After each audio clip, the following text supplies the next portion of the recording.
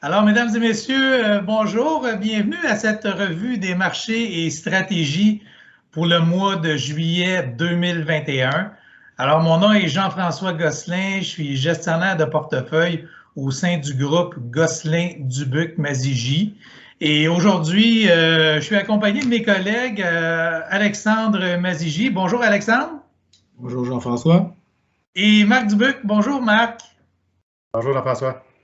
Alors, sans plus tarder, on va regarder, si vous me le permettez, le contenu de la capsule pour ce mois-ci. Et donc, Marc va nous entretenir, là, entre autres, sur un thème qu'on a parlé beaucoup au cours du deuxième trimestre, qui est l'inflation. Donc, on va faire une bonne revue de tout ce qui touche les éléments économiques. Ensuite de ça, je vais vous parler de la confiance des investisseurs, la confiance des consommateurs. Et Alexandre va nous parler des scénarios économiques puis des stratégies qu'on applique actuellement dans le contexte des marchés. Alors, sans plus tarder, Marc, je te cède la parole, puis j'aimerais que tu nous parles un peu de ce qu'on a vu au cours du dernier trimestre, de l'inflation. Les taux ont monté. Alors, on t'écoute, mon cher. Oui, merci Jean-François. Effectivement, je pense que l'inflation, c'est le thème, c'est la chose qui est sur toutes les lèvres là, des gens, des analystes. Là, quand on ouvre le journal ces temps-ci, on le voit là, sur le graphique. Effectivement, l'inflation a déjà commencé à rebondir. On se rappelle que la cible des banques centrales, c'est d'avoir à peu près 2 d'inflation. Mais ils acceptent d'en avoir un petit peu plus parce que, en fait, c'est un rebond qu'on voit là. On voit que l'inflation avait beaucoup baissé là, avec la pandémie. Donc, on voit un rebond. Puis pour les banques centrales, encore aujourd'hui, même si on voit la ligne bleue là, dans le graphique de droite aux États-Unis, c'était 5 là, de croissance d'inflation. Mais il faut se rappeler qu'on part d'un niveau de prix des biens qui était baissé ou très bas là, après la pandémie ou pendant la pandémie. Donc, les banques centrales semblent nous dire que, bon, c'est juste une période temporaire, qu'il n'y a pas de souci, il n'y a pas d'action pour eux à ajuster pour l'inflation.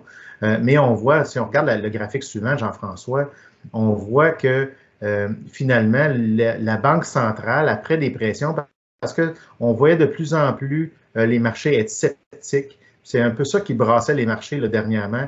C'est que les gens, les analystes commençaient à être sceptiques par rapport à la politique de la Banque centrale américaine, entre autres, qui est la plus importante banque centrale. Puis on le voit, dernièrement, la Banque centrale a commencé à changer son discours. Donc, on ne s'attendait pas à des hausses de taux avant même 2024. Mais on voit ici là, le tableau que vous voyez ici, là, tous les petits points rouges. Finalement, là, quand on regarde en 2021, tous les points rouges, c'est comme un sondage, si vous voulez, tous les points rouges nous pointaient pour rester dans un taux qui varie entre 0 et 0,25 le taux directeur de la Banque centrale. Puis on voit qu'en 2022, il commence déjà à avoir dans les sondages des gens qui pensent qu'on va avoir une petite hausse, peut-être une hausse en 2022, mais en 2023, on voit là, que le sondage est beaucoup plus...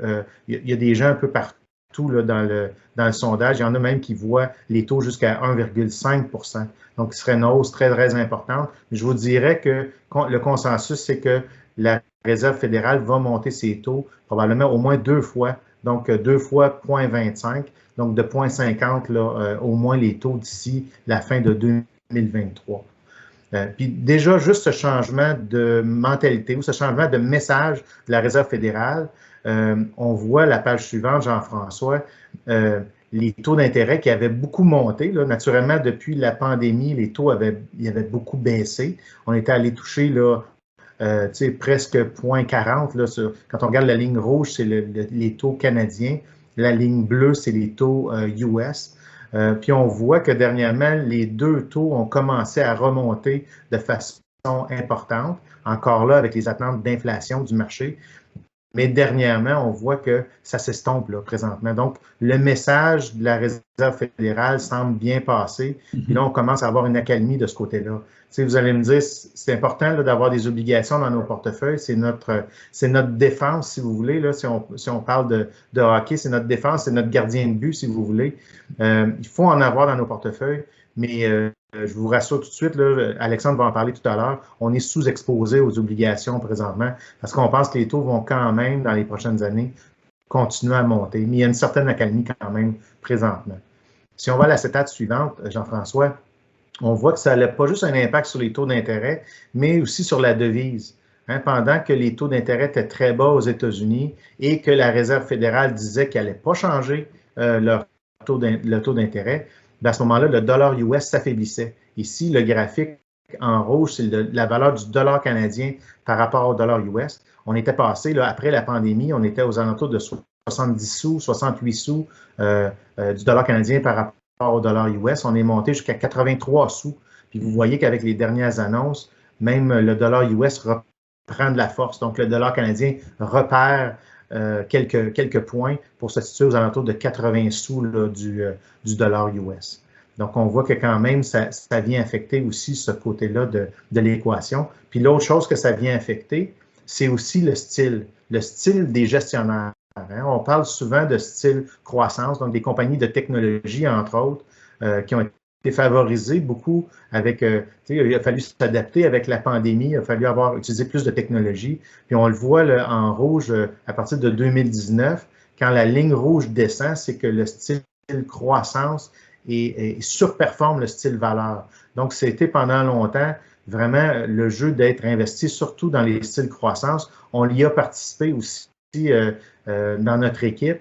Puis dernièrement, avec la montée de l'inflation, là, ce qu'on est en train de vivre, c'est ce qu'on appelle une rotation sectorielle. Donc, des gens commencent à regarder certains titres qui étaient plus de type valeur.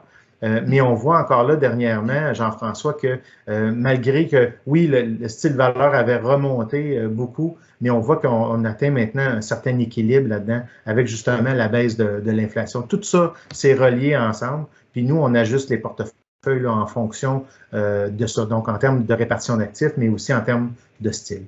Donc, ça complète un petit peu ma portion, Jean-François. OK, ben, je te remercie. Merci, Marc, pour tous ces détails-là. Moi, j'ai envie de poursuivre avec vous là, en regardant le sentiment des consommateurs et tout ça. Vous avez à cette page-là, il y a quand même pas mal d'informations à l'intérieur de la page. Là. Dans la section du haut à gauche qu'on voit, c'est que on a un indicateur entre le pessimisme extrême et l'optimisme extrême. Voyez-vous, on est vraiment en plein milieu. On est à 49 points. Et un peu en deçà de où on était la semaine dernière, qui est la ligne blanche, là, qui était plus aux alentours de 75, là, quelque chose comme ça. Puis justement, ce matin, Marc, on avait un rapport qui sortait, puis qui justement le positionnait, l'indicateur plus autour de ça, 70-75. Fait que le constat dans les derniers mois, dans les derniers trimestres, c'est qu'on se situe toujours dans cette même fourchette-là. Ça joue toujours entre 50 et 75-80 dans cette fenêtre-là, ce qui fait en sorte que, tu sais, on constate que le consommateur est confortable.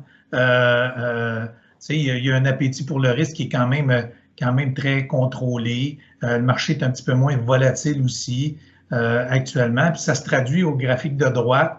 Bien, on le voit hein, par les marchés boursiers qui performent très bien. Encore une fois, le S&P 500 qui bat des records de ce côté-là. Fait que du côté du consommateur et tout ça, là, on est bien positionné. Au niveau de l'emploi canadien et américain, graphique de gauche et de droite, on le voit avec la pandémie, le taux de chômage a grimpé énormément. On est parti d'un taux de chômage là, dans le graphique de gauche au Canada. On était peut-être à 5,7, 5,8. On a grimpé à 14. Puis là, voyez-vous, graduellement, les choses se replacent. Les gens retournent sur le marché du travail. Le taux de chômage se situe aujourd'hui à 8,2. Donc, c'est très acceptable. Puis les choses continuent graduellement à s'améliorer. C'est un peu la même chose aux États-Unis. Aux États-Unis, on était à 3,8, 3,9 de taux de chômage. La pandémie a fait que ça l'a drôlement augmenté d'un coup, mais graduellement, ça revient. On est à 5,8 %. Fait que l'emploi se comporte bien. Il faut que ça continue. Donc, on n'est pas nécessairement sorti de tout ça, cette pandémie. Ce qui fait en sorte que c'est en lien, hein, Marc, avec ce que tu disais, là, tu sais, les hausses de taux attendues. Bien, quand la Fed, la Réserve fédérale américaine, voit le taux de chômage encore à ces niveaux-là, qu'il y a de l'emploi récupéré, bien, ils ne sont pas nécessairement pressés de freiner l'élan de l'économie tant aussi longtemps qu'on peut avoir confiance en une inflation qui se stabilise un peu. Donc, sentiment des consommateurs qui est 117, donc toujours une belle progression depuis la reprise suite à la pandémie. L'indice des acheteurs manufacturiers à droite qui est à 61,2, donc bien positionné aussi de ce côté-là. Au niveau de cet indicateur-là, ce qu'on parle, c'est lorsqu'on est au-dessus de 50, bien, on parle d'une expansion économique. Fait que c'est de bon augure là, quand on regarde ces indicateurs-là. À cette page-ci, je trouvais intéressant de vous présenter cette page-là parce que ça présente les performances de différents indicateurs, différents mandats de gestion. Puis dans le tableau de droite, vous avez les rendements depuis le début de l'année qui sont ajustés en fonction du risque. Donc, comme Marc le disait, on a quand même, quand on a des sommes d'argent investies dans un portefeuille, par exemple, équilibré, il y a toujours bien la moitié généralement, qui est dans des placements en revenus fixes. Puis quand on regarde, si vous regardez au bas complètement de la colonne, là, ben, on voit que les obligations gouvernementales, ben, en contexte de hausse de taux, comme on l'a vu, puis c'est ce qu'on s'attend, ben, ce n'est pas nécessairement le meilleur rapport risque-rendement. On voit que c'est à peu près la pire affaire à détenir. Fait que ce qu'on a fait, nous, dans la gestion des portefeuilles, puis on l'avait dit, on l'a toujours dit à nos clients, on gagne avec la financière, on gagne en agilité, on est capable d'être plus efficient, plus efficace sur les marchés. Fait que ce qu'on a fait, c'est qu'on a rajouté des obligations à haut rendement américaines, on a rajouté des actions privilégiées. Puis ça, on le fait dès l'automne 2020 dans les portefeuilles. Fait que vous voyez, ben ça se situe dans le sommet du tableau. Fait que le meilleur rapport risque-rendement, ce qu'on constate, c'est que c'est les actions privilégiées. Donc, nous, on a mis des sommes d'argent dans ces classes d'actifs-là pour tirer profit du marché, puis mettre moins de billes là, dans les classes d'actifs qu'on sait où on pourrait se faire mal là, dans les obligations gouvernementales. Fait qu'on a vraiment profité de cette rotation-là, mais en ayant aussi des sommes investies dans les actions canadiennes, les actions américaines, les actions étrangères, puis dans des petites capitalisations. Fait que toujours une bonne diversité, mais avec, on va teinter notre présence dans les marchés sur ce qui est de meilleur augure. Fait que maintenant, Alexandre, j'ai envie de te céder la parole pour que tu nous parles, dans le concret, tout ce qu'on vient de dire là, c'est comment on l'applique dans les scénarios économiques qui sont envisagés, puis les scénarios ils ont changé dans les derniers mois. Fait que si tu peux nous faire un petit retour là-dessus avec la stratégie, s'il te plaît. Merci Jean-François. Alors, chers amis, ce que vous voyez ici, c'est les perspectives économiques venant du bureau du chef des placements de la Banque nationale. Ce que vous voyez, c'est chacun des scénarios a une probabilité et la probabilité du scénario de base qu'on voit ici à 70%, c'est ce qui semble se dessiner dans l'économie. Alors, c'est une probabilité c'est un scénario qui parle d'accélération de la vaccination de la population, une accélération aussi de l'économie avec la réouverture et aussi le soutien fiscal des gouvernements envers l'économie, soutien qui risque de ralentir un petit peu, mais qui sera toujours là et la Banque centrale nous a fait comprendre qu'elle sera là s'il y arrivait quelque chose de grave du côté de l'économie. Alors, si on regarde la prochaine diapositive, ça nous montre, pour un portefeuille équilibré, notre répartition d'actifs. Et comme ça démontre ce que JF parlait tout à l'heure, notre sous-investissement du côté de l'encaisse et des revenus fixes, parce qu'on voit qu'il n'y a pas tellement de performance à faire de ce côté-là. Et c'est au profit des actions, que ce soit américaines, canadiennes ou internationales, et même des placements alternatifs, qui est un hybride entre les deux, entre les obligations et les actions. Alors, je veux porter aussi votre attention sur la bande bleue qui montre qu'il y a 18 composantes dans les différentes catégories d'actifs. Chaque catégorie d'actifs n'est pas représentée par un gestionnaire de portefeuille. Vous voyez en parenthèse dans chacune des catégories d'actifs combien on en a. Et chacun de ces gestionnaires de portefeuille-là représente une philosophie différente, une approche différente, de façon à bien diversifier votre portefeuille, maximiser votre performance tout en faisant votre gestion de risque. Alors, ce qu'on voit clairement ici, c'est cette sous-pondération du côté des revenus fixes et cette surpondération du côté des actions américaines et internationales surtout, parce que, veux pas, ils sont en avance sur nous du côté de la reprise économique. Alors, on veut profiter de ce relancement économique international. Alors, c'est pour ça qu'on a cette surpondération-là en ce moment. Et on est pleinement investi, mais on est investi de façon prudente avec nos gestionnaires de portefeuille de renom qui ont une longue expérience, qui ont une longue fiche de route qui prouvent la qualité de leur gestion de portefeuille. Alors, tout ça pour dire que oui, nous sommes optimistes, mais nous le faisons de façon prudente. Alors, je repasse de ça. Merci, Alexandre, pour ces précisions-là. Donc, chers clients, chères clientes, donc on est toujours favorable au marché des actions. Oui, c'est volatile par moment. C'est normal que ce soit comme ça. Ça ne sera pas un fleuve tranquille. Nos solutions vous permettent d'avoir un client en main, c'est-à-dire de ne pas avoir à choisir chacun des mandats de gestion que vous avez à mettre en portefeuille. On le fait pour vous. Donc, notre approche, vous le savez, c'est de la gestion de patrimoine global. Alors, on touche à peu près à tout en termes d'encadrement financier. Donc, que ce soit de la gestion de portefeuille, un accompagnement testamentaire. On a des nouvelles personnes qui se sont ajoutées dans l'équipe, entre autres Mélanie Duquette. Mélanie qui vient de l'équipe de Desjardins Gestion Privée, qui vient de se joindre à notre équipe depuis un mois environ. Et tout ce qui touche assurance vie avec nos collègues, notre collègue Martin Bissonnette qui est courtier également pour répondre aux besoins de nos clients de ce côté-là.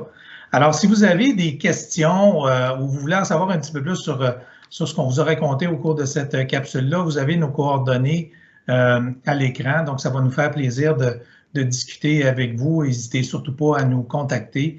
Et sur ce, les gars, j'ai quasiment envie de souhaiter une bonne été à tous nos clients, à tous nos amis, d'en profiter pleinement, de profiter de ce déconfinement-là graduel. Merci. Merci. Bonne été à tout le monde.